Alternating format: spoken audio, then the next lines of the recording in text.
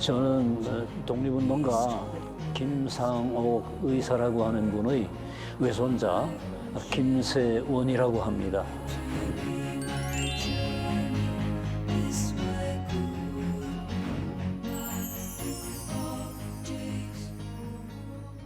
And I am feeling so small. It was over my head. I know nothing at all.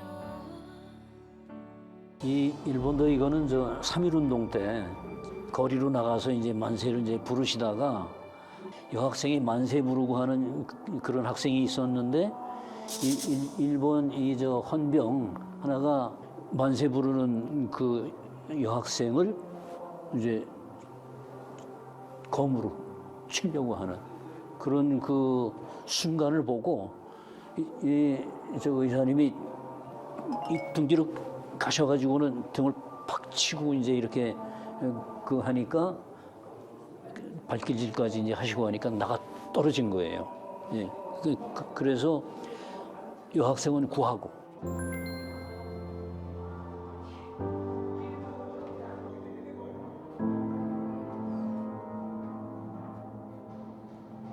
국내에 나오셔서 이제 순국을 하시게 되니까 이 의사님이 이제 어떤 분인가를 이제 말씀을 간단하게 이제 해주시는 게 바로 이 저 휘호죠. 그래서 보면은 이 저 호담여론 진앙백세 그래가지고서 이 호방한 이 저 담력 그리고 이 장렬한 어떤 그 기백 이런 것이 아주 백세 오랫동안 이 저 진동할 것이다 그렇게 이제 전해질 것이다라고 하는 그런 의미에서 이제 이시영 선생님이 쓰셨고요.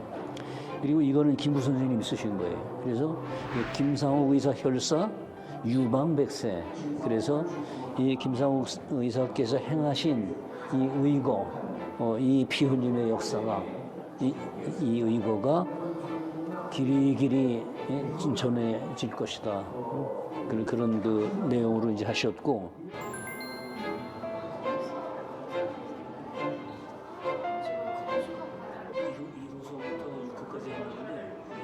독립운동가 김상옥 의사의 그 삶을 그 발자취를 여기에 좀 전시해서 그분의 그 독립운동, 특별히 독립운동에 대한 그러한 내용들을 좀 더 알리고자 하는 그런 목적이 더 있습니다.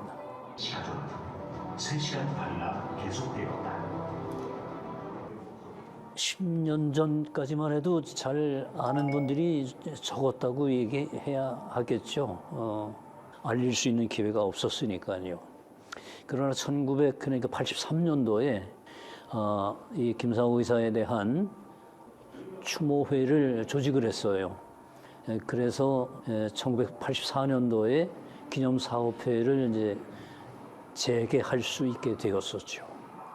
물론 개인적인 그 사업을 해서 이 돈도 많이 버셨다고 하는 것도 좀 이야기하고 싶고요. 그런데 이제 그것보다도 독립운동 중에도 지금은 조선 총잡이라고 할 그런 말도 듣는 그러니까 명사수였던 왜냐하면 1923년도 1월 달에 세 차례나 이 종로경찰서에 폭탄을 던지시고 또 그리고 두 차례에 걸친 이 총격전이 있었습니다. 근데 그 중에도 또한 물론 마지막에 효제동에서 천여 명의 그 군경들, 일제 군경들과 최후의 그 전투를 벌이시는데 쌍권총으로 적어도 16여 명 이상의 이런 그 군경들을 하여튼 살상하는 그것이 마지막 의거이면서 가장 그 중에 또 빛나는 그런 의거가 아닌가.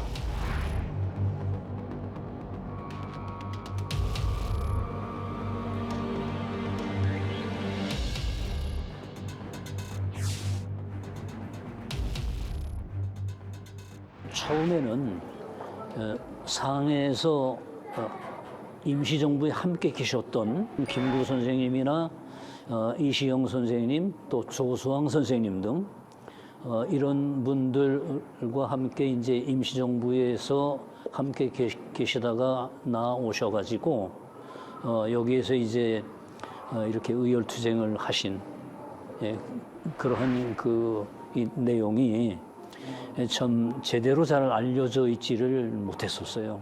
그래서 1948년도에 김상옥 열사 기념사업 협회라고 하는 것을 만들어서 그때 이제 투쟁실기도 발간을 하시고 그리고 영화를 이제 만드신다 하는 그런 해가 1950년도인데 그때 막 시작을 하려고 하는 때에 6.25가 터진 거예요. 그래서 한 30년 정도는 그러니까 하지를 못하고 있다가 이게 1983년도에 순국하신 60주년을 기념으로 해서 그때서부터 이제 다시 시작은 된 겁니다. 개인적인 유품이라고 보면은 사실 최후의 그 순간에 입고 있으셨던 당신께서 이제 상해에서 나오실 때 그때 어떠한 말씀을 하셨냐면은 내가 만약 실패하면 그러면 나는 자결하여 뜻을 지킬지언정 적의 포로가 되지는 않겠소 하고 이러한 다짐이라고 할까요? 그러한 그 의지를 분명하게 이제 표현하고 이제 오셨었거든요. 그리고 이제 마지막 순간에 이 가슴을 향해서 이제 권총을 쏘신 그리고서 이제 자결하신 거죠. 자결하신 후에 나중에 이 군경들이 이게 10발을 더 그냥 쏜 거예요. 그 옷, 마지막 입으셨던 그 옷에 흔적이 다 그렇게 있는 거죠. 그거를 부인 되시는 저희 이제 할머니가 그냥 만약에 놔뒀다가 혹시 그게 눈에 띄면 압수당할 수 있잖아요.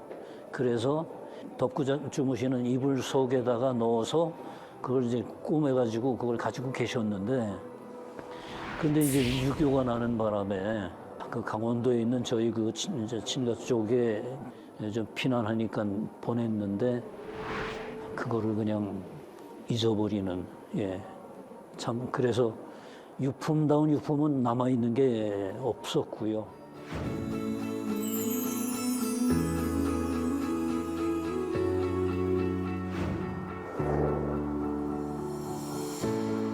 Rainy days in that cold apartment.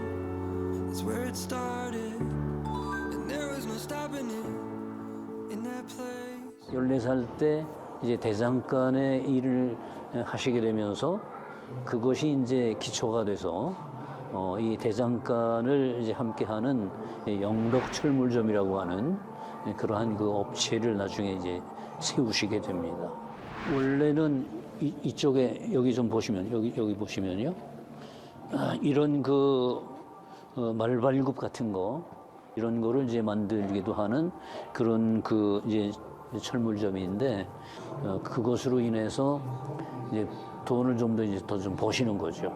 그러니까 그것으로 끝나시는 게 아니라 이분은 항상 생각하시기를 주변 사람들을 더 많이 이제 생각하시고 특히나 그때는 독립운동 하시는 분들 그런 분들에 대한 이제 신경을 많이 쓰시니까 그렇게 독립자금을 지원해 주기도 하시고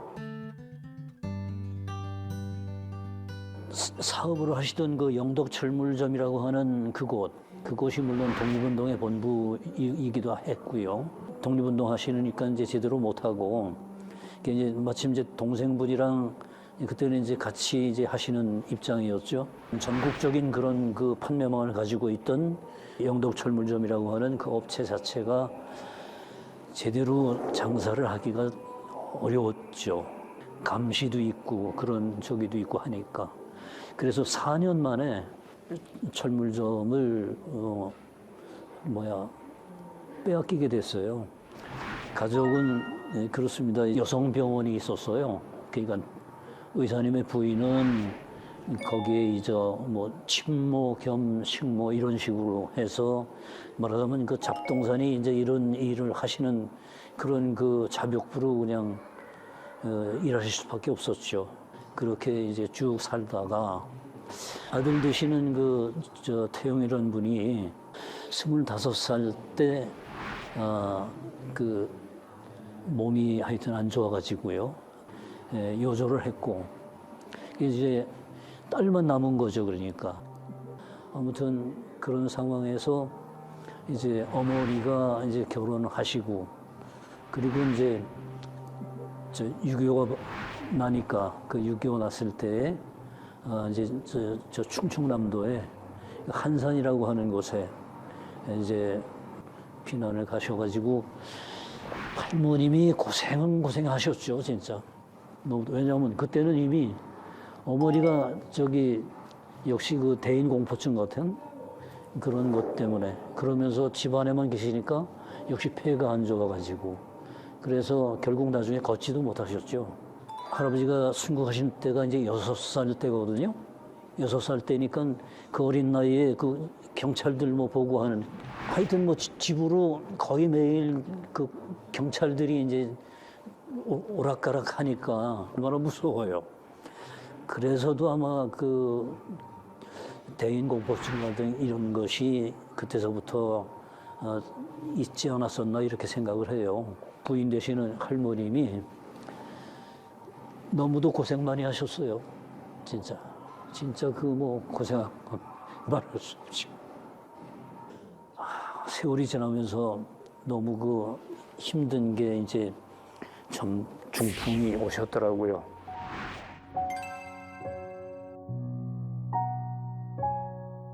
사진에 보면은 저기 약간 이쪽으로 좀 그 흔적이 좀 남았지만 당신만 그냥 고생하시면 또 모르지만 그러니까 저희 어머니지만 따님은 집안에서 이제 바깥을 못 나가시니까 그 수발까지 다 하시잖아요. 제가 5학년 때 저 12월 달 그때 이제 서울로 다시 오면서 와가지고 불과 한 2개월 만에 어머니는 그때 사망했죠. 결국 할머님한테는 남편도 먼저 보내셨고 그리고 참 아드님도 이제 그렇게 25대 그게 1939년도인데 그때 그러셨지. 그리고 이제 또 어머니는 1958년도에 41살 때예요. 41살 되는 해인데 그때 또 그렇게 해서 또 이제 먼저 가셨지. 진짜 진짜 눈물도 많으신 것 같아요. 왜냐하면 정말 당신 스스로 생각하실 때에도 이 얼마나 기구한 이런 그 인생인가 하는 생각을 많이 하셨을 것 같아요.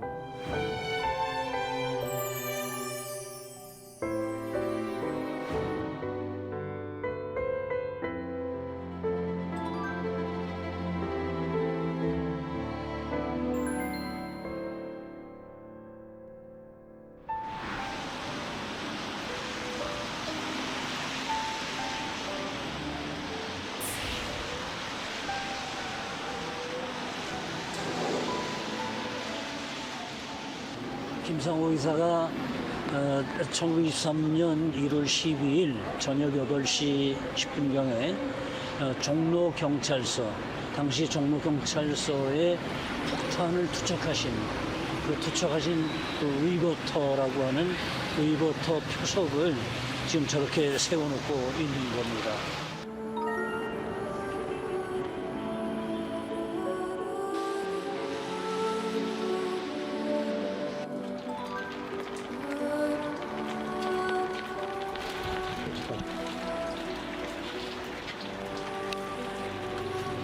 (72번지) 그리고 여기가 오늘 태어나신 곳, 그리고 전투하신 곳, 그리고 마지막 순국하신 곳.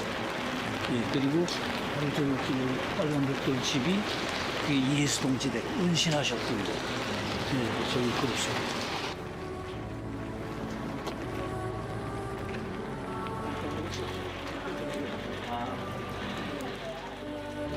그럼 여기는 기념 공간이 없나요?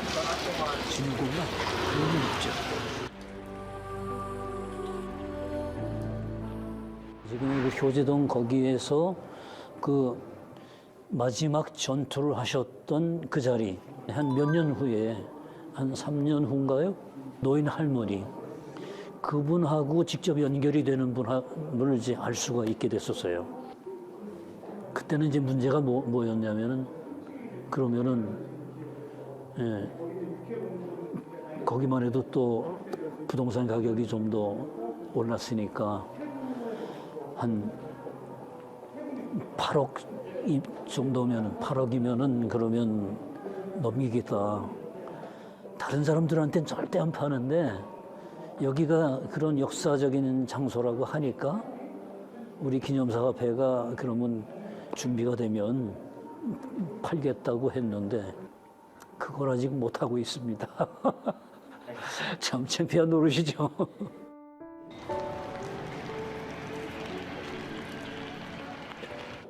정말 자신의 모든 것들을 바치신 정말 많은 분들이 계시잖아요. 이런 분들에 대한 공헌을 기리는 그것이 참 중요한 일 중에 하나라고 분명히 생각을 해요. 왜냐하면 독립운동 하신 분들의 이런 그 발자취가 사실은 눈에 보이지 않으면 듣기만 해서는 잃어버려요.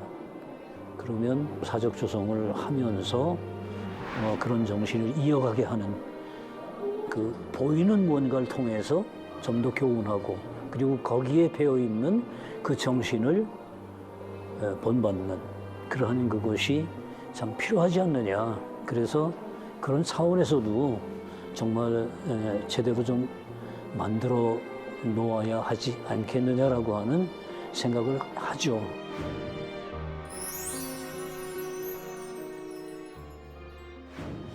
제 나이가 올해 이제 77세가 됐습니다. 제가 언제까지 할아버지 김상우 의사의 이름을 기억해달라고 할 수 있을지는 모르겠습니다. 그런데 왜 제가 할아버지를 기억하는 일에 이렇게 열심을 내고 있는 것인가? 그건 바로 무엇인가 잊는다고 하는 것은 잃어버리는 것, 잃는 것과 같기 때문입니다. 우리나라가 나라를 되찾기 위해서 애쓴 이 독립운동가분들, 이런 분들을 잊어버리는 일이 나라를 잃어버리는 일과 무엇이 정말 다르겠습니까?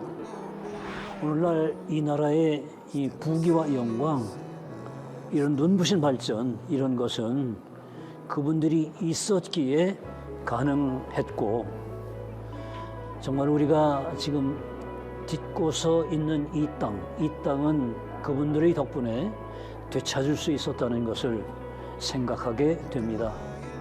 잊지 마십시오.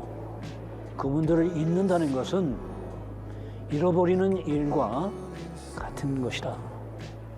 정말 이것을 잃지 마십시오. Cars don't slow.